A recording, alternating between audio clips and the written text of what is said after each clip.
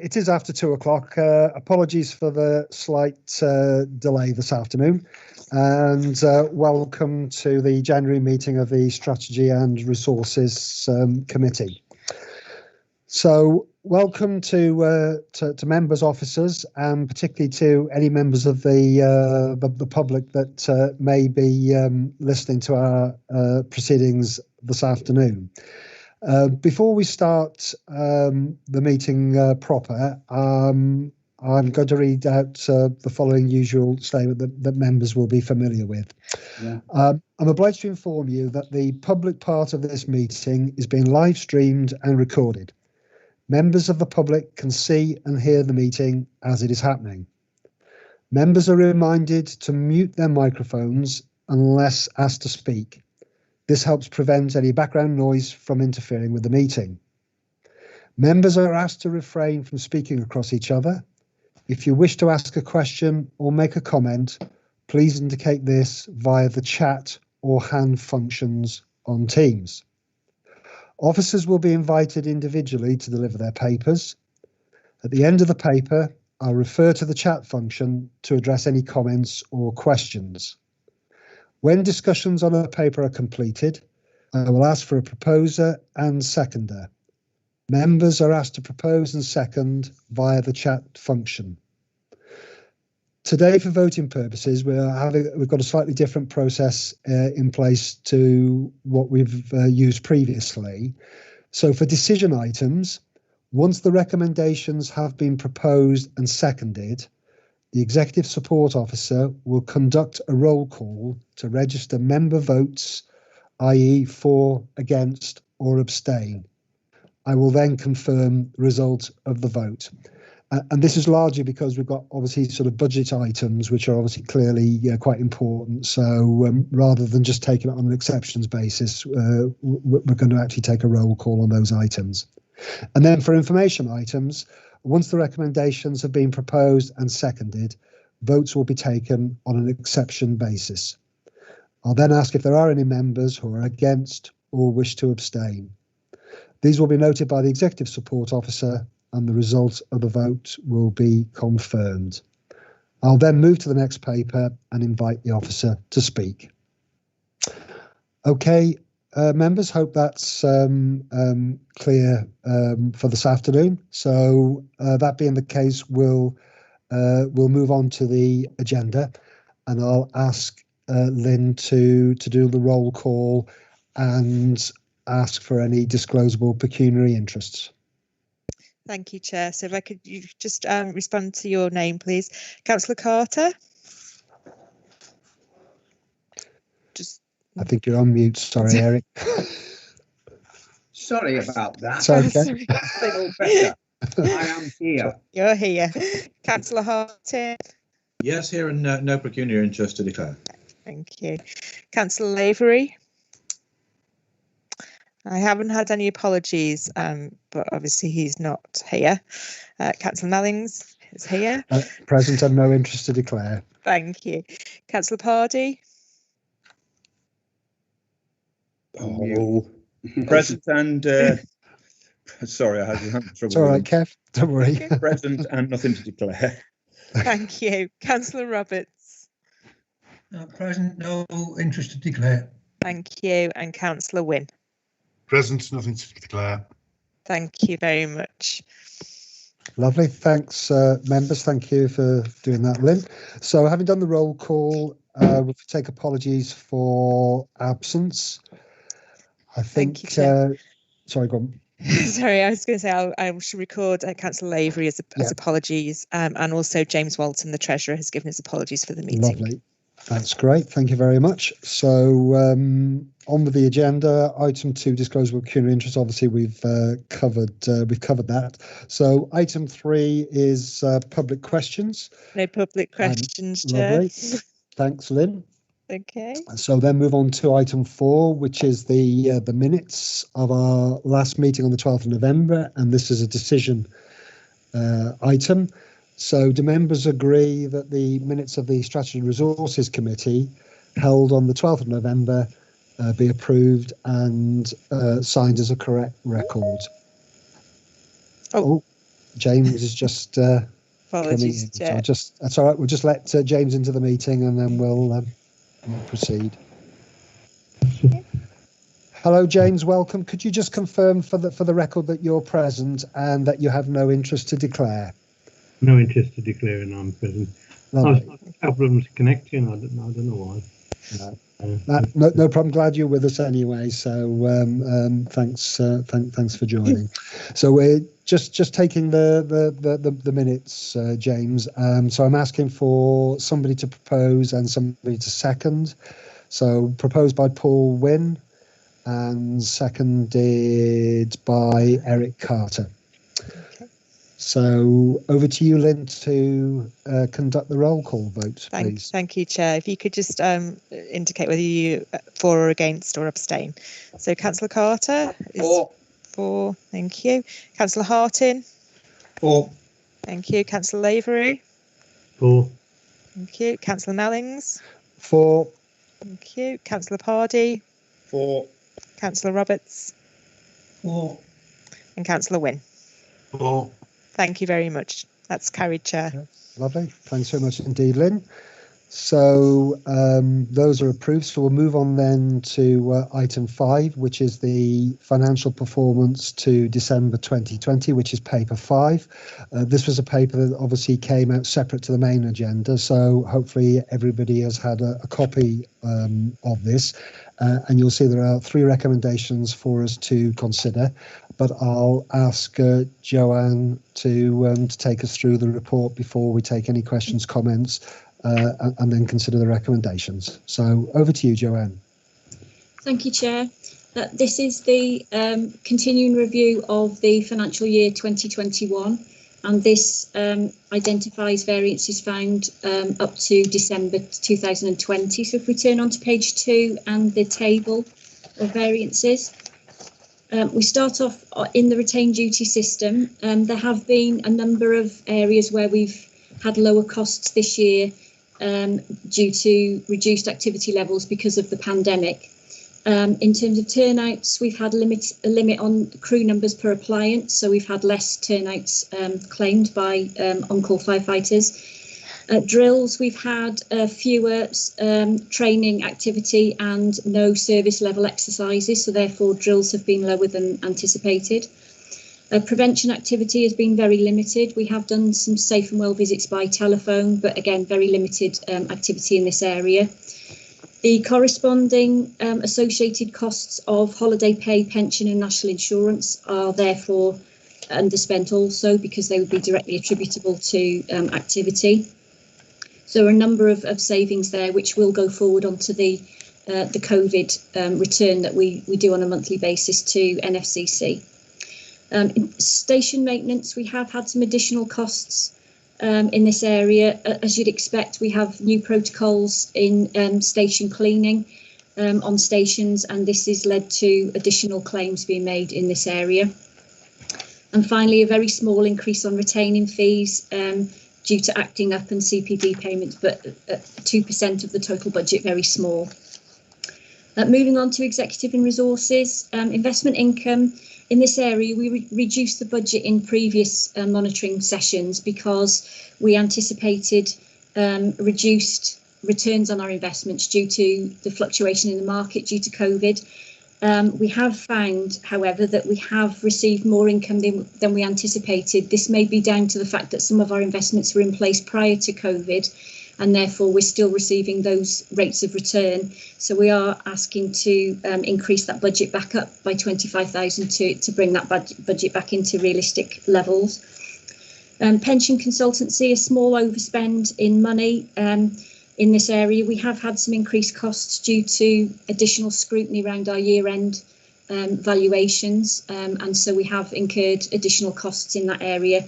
The budget in this area is very small, so any additional costs will make quite an impact on there. So we will keep an eye on that area.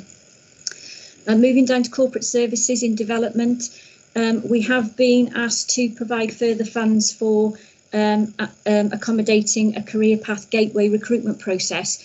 The paper there says that it's for area managers. My apologies, it's group managers. It's a group manager process that will be undertaken.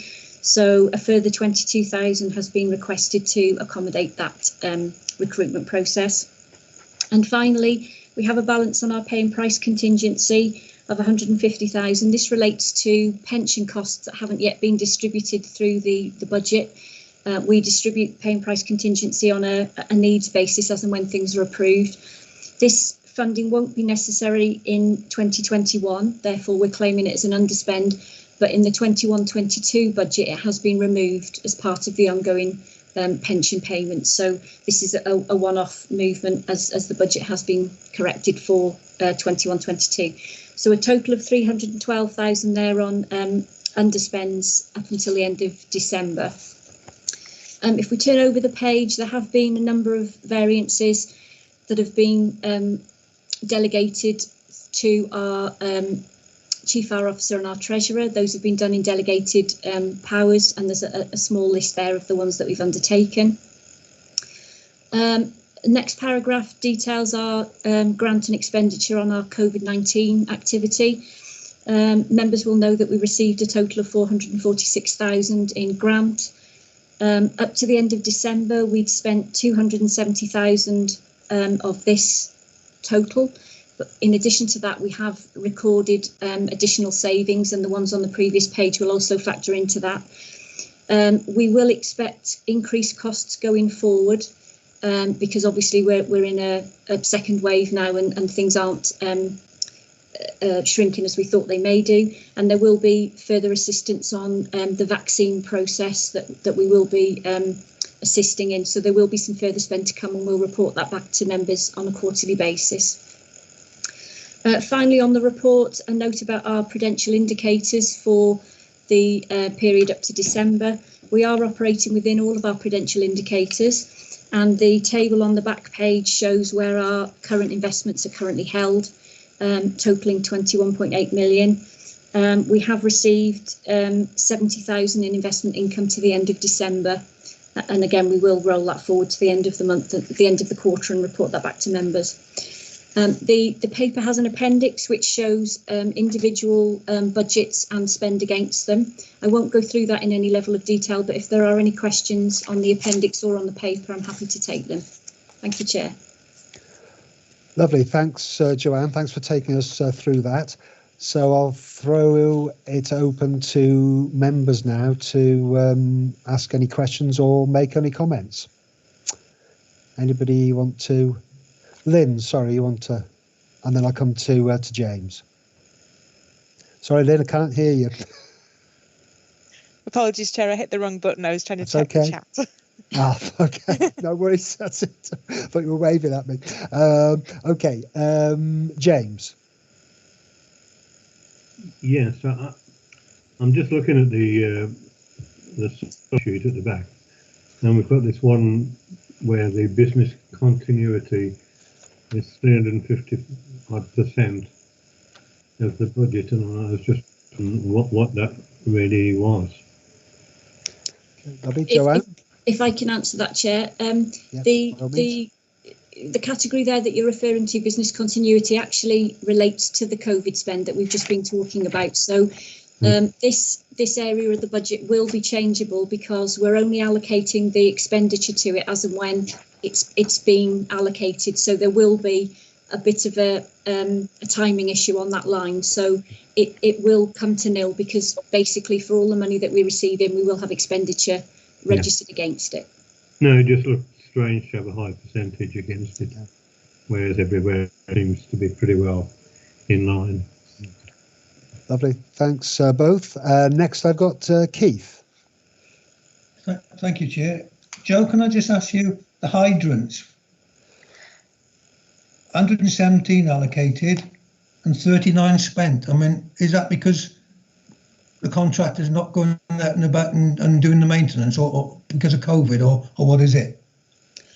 If I may, Chair, I can. Oh, can I just say that Andrew's raised his hand and it's Andrew's area, so he may be able to give you a bit more information. Right. Thank you. Lovely. Thanks, Andrew. Thank you, Andrew. Yeah. Yes, thank you. Yes, early in the year, the contractor did suspend operations driven by COVID.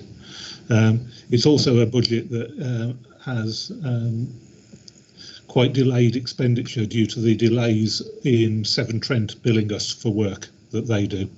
Obviously, the most expensive work to the hydrants, the stuff that affects the water supplies to the public, have to be done by Severn Trent, and they can be quite slow in getting the invoices into us. Okay, does that answer your question, Keith? Are you happy with the response? Yeah, thank you. Thank you. I just wondered. Thanks, Andrew. Yeah, just to give you a bit of assurance. Thank you very much, Andrew. So yeah, just to give you a bit of assurance, the contractor is now working out and has come up with COVID stuff, so they are out there doing it and maintaining the hydrants as we would expect. Lovely. Thanks, Andrew. James, you've got your hand raised. Is that from before, or do you want to come in on a separate point? Yeah, I hadn't took it down. No worries at all. Just if you wanted the opportunity to come back, I didn't want to miss it. So, unless there's any other questions, just a couple from me, if that's okay. Firstly, on page 3.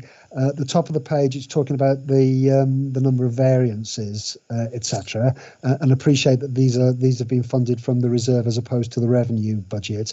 And I just wonder if it's just possible to give a little bit more information and background as to why we've incurred those costs, what's the rationale behind it. Then on the appendix, right at the bottom, it refers to the pay and prices contingency, and obviously there's a sum set aside in the budget for those items. But so far up to the end of Q3, there's no spend and there's no committed, and I just wondered if there is if there will be any monies that will be committed from that before the end of the year. And then finally, on the prudential indicators section, you'll see there's as usual format. It's set out where we've lent out monies to other organisations, banks and other local authorities on a short-term basis, and there's a reference in there to Thurrock, and there's a sum of 2 million. During last year, there were concerns picked up in the national press. There was an article in the Financial Times in the summer raising concerns about Thurrock's investment strategy and the fact that they borrowed something like £1 billion from other local authorities to fund commercial investments. Now, obviously, there's been a big issue about commercial investments from local authorities, and there's been a parliamentary inquiry, and the rules have tightened slightly. And I just wondered if we're satisfied that there is no risk to us. I know it's a local authority, and in theory, a local authority can't go bust, but obviously a number have experienced financial difficulties and have ended up with Section 114 notices. And I don't know how, in that situation, how that affects any money that's been lent to them by other local authorities. But I just wondered if it's possible to say anything about the sort of the risks that there may be, and whether there are any concerns about lending to an organisation like Thurrock. Sorry, there's a few things there, but anyway, okay. Thanks, Joanne. Thank you, Chair. In terms of your first question, the areas that have been vied with our delegated powers, they can be for a number of reasons. So we could have areas where we have funds required that don't affect the revenue budget on a continuing basis. So they are one-off items that we can ask for without putting pressure onto the revenue budget. Some of those areas would be areas such as the re-roofing at Wellington and the resurfacing at Cleobury Mortimer.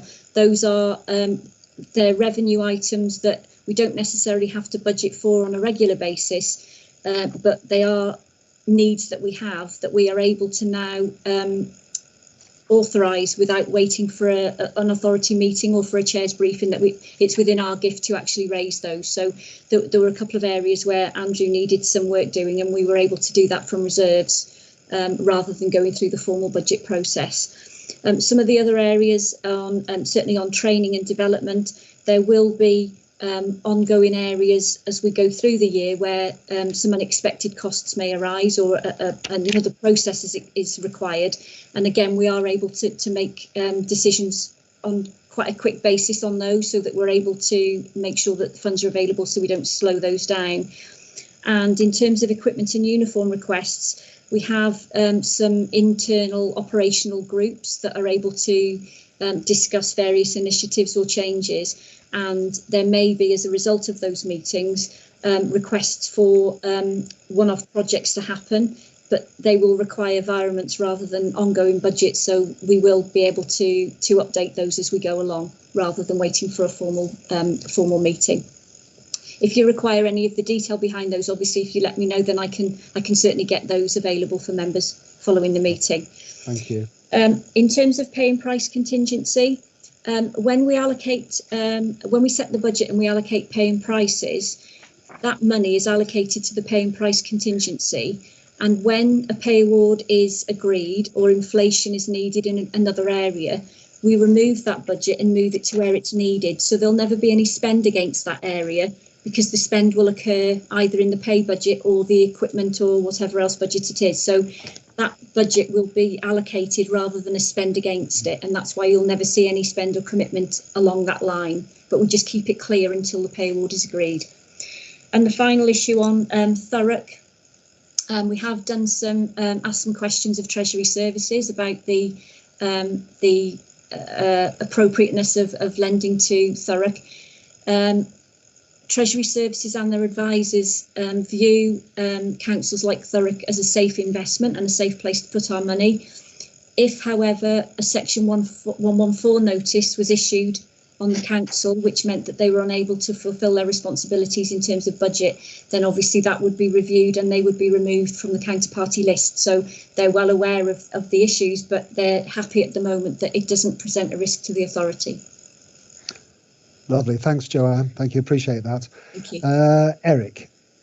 Yeah, it's not a question as such. It's more of a point in agreeing with what you've already raised, Chris. I sit on the Scrutiny Committee for Finance at Telford and Wrekin Council, and I've raised the issue of Croydon, which I think is either on a 114 already or is going to be, and there's another one of the London boroughs which has also got problems. So whilst I fully appreciate what you've just said, Joanne, and I've got every confidence in our in our financial structure and the way we handle this, I think it's something we need to keep a strong eye on going forward over the next 12 months to 2 years, because there are an increasing number of authorities across the country who could well be in financial difficulties. So I think it is important. As I say, I've got every confidence that we will do that, but I thought I'd just agree what Chris has raised, and it is an important point. No, absolutely. No, thank you for that. If Chair, I could just come back on that. Yeah, sure. Members have requested that we run some short training sessions before some of the committee meetings over the next financial year, and one of those will be Treasury Management. So I think it would be prudent of us to keep that question in mind, and when we come to the Treasury Management session, it's something that we could perhaps focus on in that session.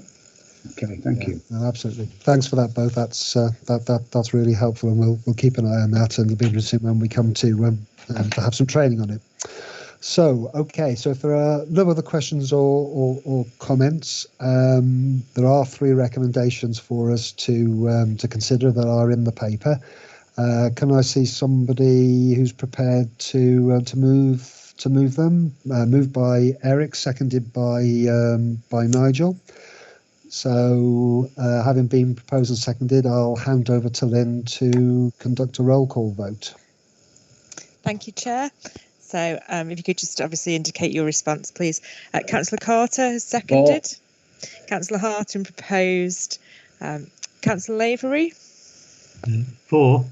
Thank you. Councillor Mellings. 4. Thank you. Councillor Pardy. 4. Thank you. Councillor Roberts. 4. Thank you. And Councillor Wynne. 4. Thank you. That's carried, Chair. Lovely. Thanks very much indeed, Lynn. Thanks, members. So that's approved. So we'll move on then to item 6. So item 5 was obviously about the current year. Item 6 is now the next stage in our budget process, looking particularly to 21-22, but also a little bit further afield, even given the uncertain times in which we currently live within. And you'll probably seeing that this paper looks a little bit different to the one that we saw in November. Obviously, an updated one went to the Fire Authority in December. We've since had the financial settlement, and other information has come through. So the picture has changed again, and that's set out in the paper. So I'll hand over to Joanne, who will take us through, and then we can open up for any questions or comments in framing our recommendations to go to the Fire Authority in a couple of weeks. Over to you, Joanne. Thank you, Chair. This is the one of the last papers in our budget setting process for 21-22. As the Chair has already mentioned, we lead on from the CFA meeting in December, where we considered a number of different scenarios for the revenue budget for next year and into the medium term. These have been updated following the Chancellor's announcement that the 21-22 settlement would be a one-year settlement due to the pressures of the pandemic. The assumptions at that point that were agreed by the authority were that we would use a 2% increase for revenue support grant, 2% on rates income and 1.5% on our top-up grant. Council tax base would grow by 0.3%. No pay award for 21-22 with a 2% rise from 22-23. Continuation of the pensions grant in 21-22. And a precept of 1.99 in line with referendum principles. And at this point, members were once again advised to set a budget for 21-22 and task officers to update later years as more information became available. The provisional settlement was announced on the 17th of December. And if we compare this to our original assumptions that were set in December, revenue support grant was inflated by 0.55%, which was lower than we anticipated in the option 1 that was approved by members in December. Rates and top-up grant stayed the same in cash terms, so again lower than our option 1. Our rural services delivery grant continued and increased by just under 5%, so there was some gain there. A one-off grant has been awarded to cover the loss of growth in the council tax base due to more households being offered council tax support. That was something that hadn't been anticipated. And grant was also awarded to compensate for reduced business rates due to the business rates multiplier. So those have been incorporated. It was also announced that net deficits on the collection funds for council tax and business rates would be spread across 3 years rather than being repayable in 1 year, giving us a bit of a benefit on cash flow. And we have also received confirmation now that the pensions grant is payable in 21-22 and a likelihood that it will be rolled into the base in future years. So that is a big positive for the authority. In terms of our capital programme, that will be considered next on the agenda, and the costs of the capital programme will then be factored into the revenue budget. We've seen the benefits that the capital reserves have had on our revenue budget through the reduction of interest charges and replacement provision. And it's recommended that we increase the major projects reserve at this point by another £500,000 to contribute towards the Telford project as part of the 21-22 budget package. This has been added to the final budget position at the end of the paper and will be considered by the authority in February. Moving down to council tax base and collection fund, the bases for both authorities have now been approved and there's a total increase of 0.3% compared to last year.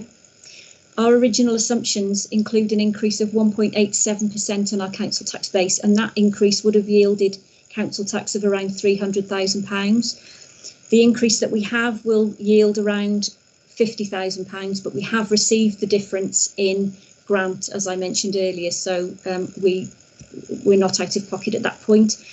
We will be reviewing the assumptions of both authorities going forward because obviously they'll impact on our future council tax income as we moved into the medium term. In terms of collection fund, as the authority will know, we don't budget for collection fund surpluses or deficits, so we haven't lost any growth in our budget or any surplus in our budget because we budget for a nil movement. But we are looking at deficits over the next 3 years. They're not excessive deficits. We have had some confirmation from our local authorities, but that money will be payable over 3 years rather than 1. So slightly different position to last year. Moving down then finally to the medium-term budget considerations. We will be aware of the effect that the pandemic has had on financial planning, and it continues the uncertainty that we seem to have had in place for some years now. In the short term, we've had to ensure that there were no cash flow issues that would hinder the continuation of service and purchasing of essential equipment. For the year ahead, we've had to mitigate the impact on council tax base and collection fund due to the reduced income from local authorities. And then into the medium term, we need to anticipate how authorities will manage their support and collection strategies and how this will affect our funding streams into the medium term. We have set the 21-22 budget with the most up-to-date information that we have available, but there is considerable uncertainty going forward because of the delayed CSR, the Fair Funding Review and rates reform. So again, we will need to treat anything beyond 21-22 as estimate at this stage, and we will update members as soon as we get further information available. So the final budget package is shown at the bottom or the top of page 4. This incorporates the assumptions above, proposed contribution to the major projects reserve, and also a precept increase of 1.99%. We will be running a consultation on the proposed precept increase, and that will be released on social media following this meeting. We will pass a copy of that consultation document to members so they're aware of what is in there. We've tried to raise the profile of the budget somewhat this time and broaden the consultation, so you may find that you'll receive direct questions from the public. If there's anything that you require from us in terms of responses, then please let me know and we'll make sure you have the relevant information.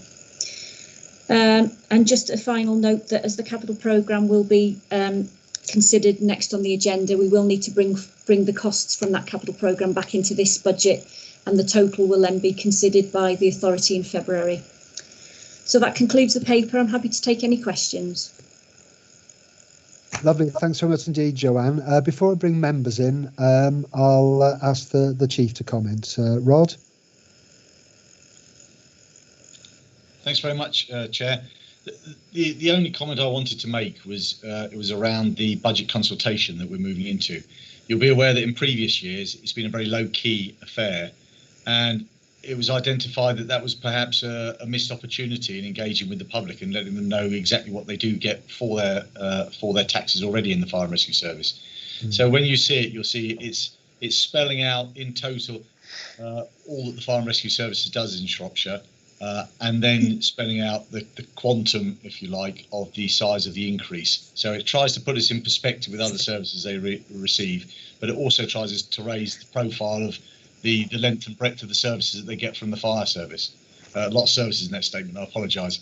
But that's the short. I think it's to raise the service profile. We found during the RMP process, so many people didn't know what we did. Still, then we're going to take every opportunity we can to let them know how much we do for their communities. But it may provoke questions, and that's why we're raising it here. Yeah, I hope it provokes some questions. In fact. Yeah.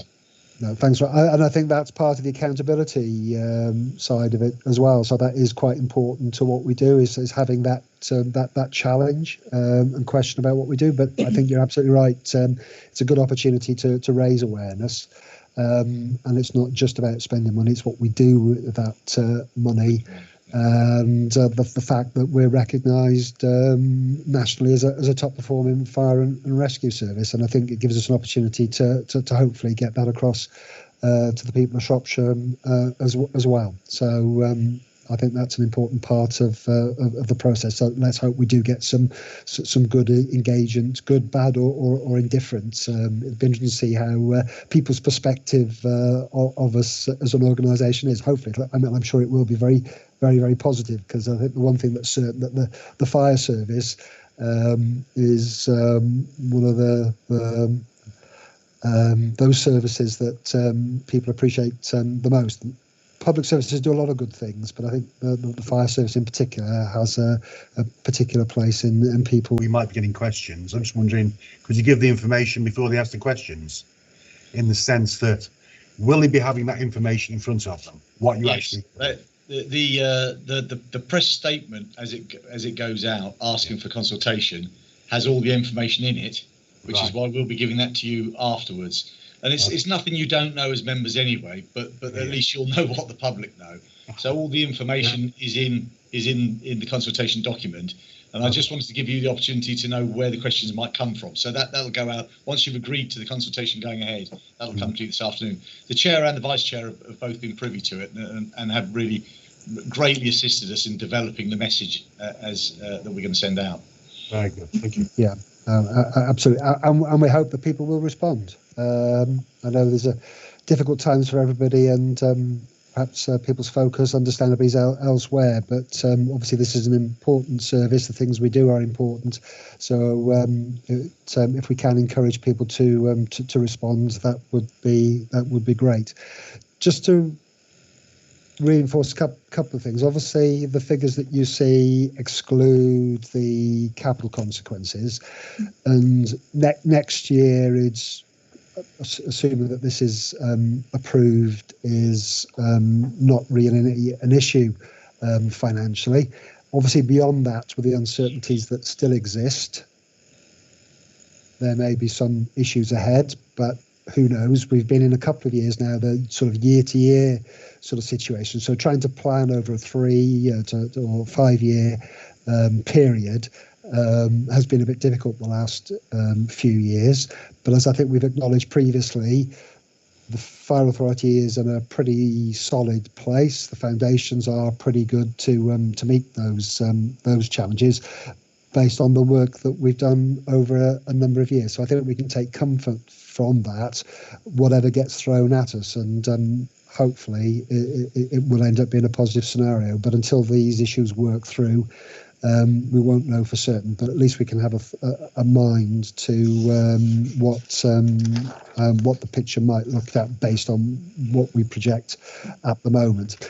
And the other thing, in terms of a precept increase, obviously none of us want to be in a position, particularly in the current climate, where we want to ask the public for more than we absolutely have to. But obviously, we're committed to providing a first-class service for Shropshire, and to enable us to continue to do that, then we do need to ask for a little bit more that equates to 4 pence per week. So I hope that the wider sort of situation will be taken into account as well. I'll now go to Eric. So over to you, Eric. Well, I was going to raise the things you've just talked about, Chris, so I won't say any more. I was just saying, all I was going to basically say was to say to Joe, thanks very much for the work, and I've been involved with yourselves in putting this letter together. And what I was going to mention was the fact that the amount that we're asking the public to contribute in addition is a very, very small amount indeed, and I'm sure they will go with it. And I was going to mention that figure that you mentioned, so I'll say no more because you've already done it. Thank you. Sorry, Eric, but thank you very much. No problem. Paul, you've still got your hand up. Is that from before? No, that's okay. Rod, did you want to come back? Your hand's up as well, so come back if you want to. Thanks, Chair. Not so much come back as just a bit of perhaps some information that can provide us some hope or assurance. And it was in a discussion with Home Office officials this week. There's clearly the same appetite amongst the Home Office as there is for us to go for multi-year settlements. I think it's just the